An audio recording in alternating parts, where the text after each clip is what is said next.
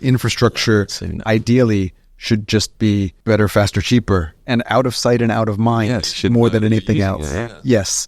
And so I think that we're getting better now finally at stressing the fact that, well, actually, you should use this because it's cheaper. Mm-hmm. Why is it cheaper? Oh, let me tell you about decentralization, right?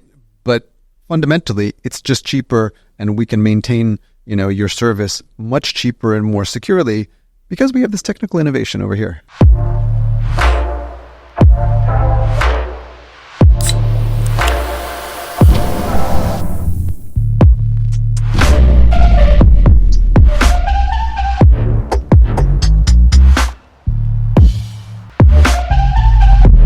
Based on your experience, how have you found the receptivity amongst advertisers and, let's call them advertisers and media providers who are not typically Web3 native to what you're trying to do? And has it been, what have you found to be the biggest challenge there?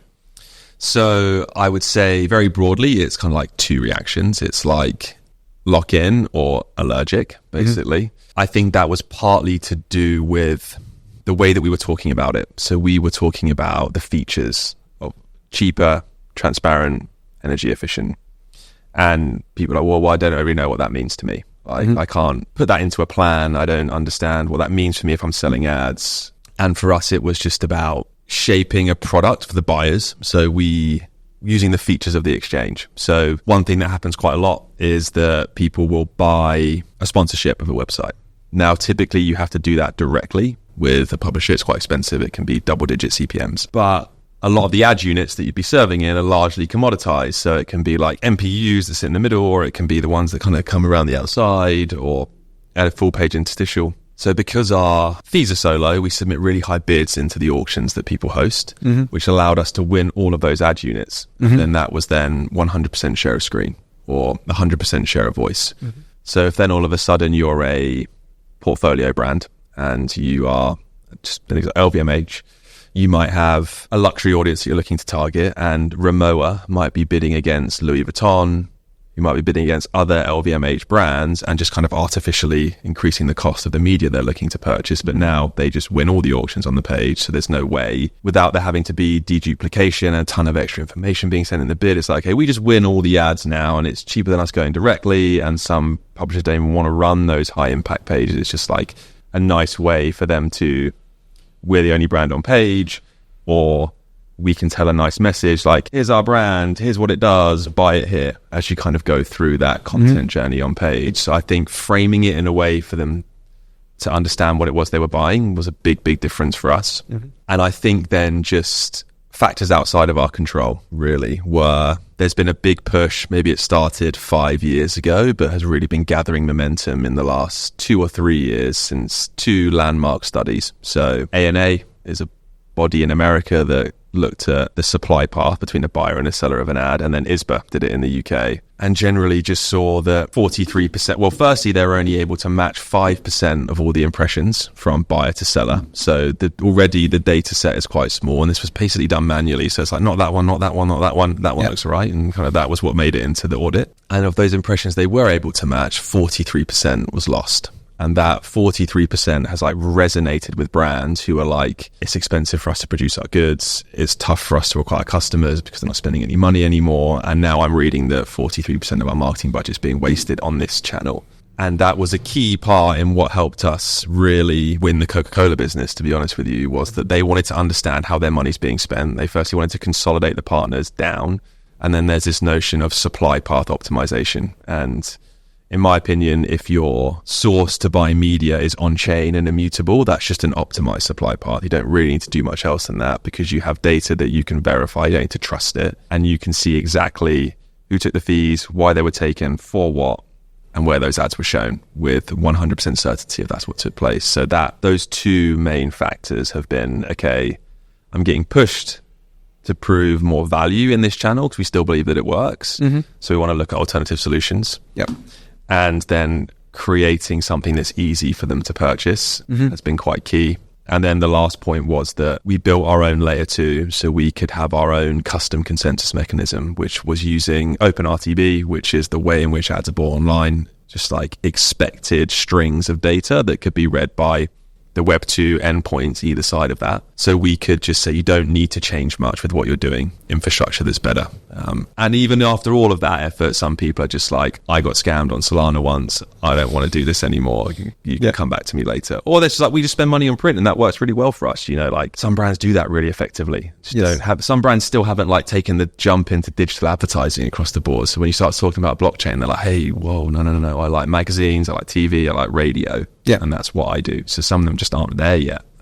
But yeah, I would say they were the main 3 things. And just the kind of general, it was a rough 4 years, right? Like you had Luna and then FTX and like a very aggressive SEC and like, whoa. And then all of a sudden it's like, well, BlackRock are doing this. I talk about this a lot. It's like, it's been adopted by the financial mainstream and they tend to like set the tone. And then other people are like, okay, this kind of makes sense. Like, well, what is that? And then it's in the news more. So like what we see with the people that really love it is that like maybe they're into crypto. Mm-hmm. We arrive in their office and they're like, oh shit, I've been seeing this on the news. This is like something I'm interested personally is now collided into my day job. Yes.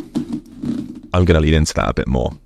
Well, and I think also it takes a bit of time for us to, as an industry, to kind of hone our pitch to really remember to get over ourselves. Yeah, totally. And that really what we're talking about here is... Couldn't agree with you more. Some infrastructure. And most of the time, unless you're a utility, you don't lead your sales pitch with, check out my infrastructure. Because that's not what gets people excited. Yeah. Infrastructure, ideally, should just be better, faster, cheaper. And that's and out of sight and out of mind more than anything else. Yeah. Yes. And so I think that we're getting better now, finally, at stressing the fact that, well, actually, you should use this because it's cheaper. Mm-hmm. Why is it cheaper? Oh, let me tell you about decentralization, right? But fundamentally, it's just cheaper, and we can maintain, your service much cheaper and more securely because we have this technical innovation over here. Exactly right. And sometimes it's like, you say to someone, it's cheaper, they're like, sweet. Yeah. And that's the end of the conversation. And then you just prove that it works. And exactly. Like, how did you do that? It's like with the blockchain, they're like, cool, that's good enough for me, And look at just marketplaces for things like NFTs, for example, right? NFT marketplaces with full market forces available to them to decide whatever commissions and fees they want to have the market settled on 2%. Yeah. I mean, the market in mobile apps settled on 30%. Yep. How did that happen, right? Yeah. And it's because we're so efficient that actually these businesses can make money based on 2%. Exactly right, yeah. And I think it's a really poor way to convince people to use something new is if you go to the market and say, what you're doing is stupid, you should do what I'm doing.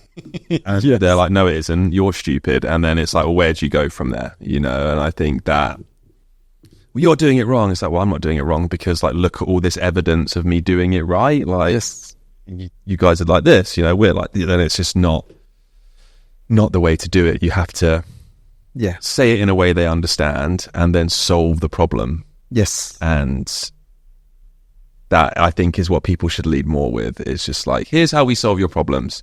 And then, as I said, that can be enough a lot of the time. But if they're like, well, how do you do it? Because I want to understand this before I take a risk. And you're like, well, here's how. And then that's the route in. It's because they've already come at it from a fact like, this is solving a problem I have. As part of my due diligence, I now want to understand it. And then they get exposed to the wonderful world of centralization. Exactly. And I think, and also all those sort of unintended consequences of what it's capable of. So, you said Coca-Cola is looking for people with mouths. Yeah. But the exciting part is that it doesn't just have to end with you helping them, create an ad which results in a purchase. It can also mean that they can create ads which are essentially marketing spend to build a community, which then become influencers that lead to multiple mouths per influencer buying the product because they put out collectible NFT collection of NFTs that give you a discount on buying 6 packs of Coca-Cola. Yeah, or like a special can, like use Doodles in McDonald's. Like people would go Exactly. to McDonald's to get the Doodles cup, like that is a net benefit for McDonald's because they have to buy it from McDonald's, So big brands that have been around for a long time often don't seem that innovative at like first glance, but actually they're really good at innovating. They just do it deliberately when it makes sense to do it, and then they double down on it. And I think that's kind of where we're at with blockchain. Well, and also they always have really creative, innovative people inside, and those are the people who are trying to pitch to the committees that typically kill everything. Yeah, that is very true. Like, how much does it cost? And that's just a corporate problem. Yeah, that is true. Yeah.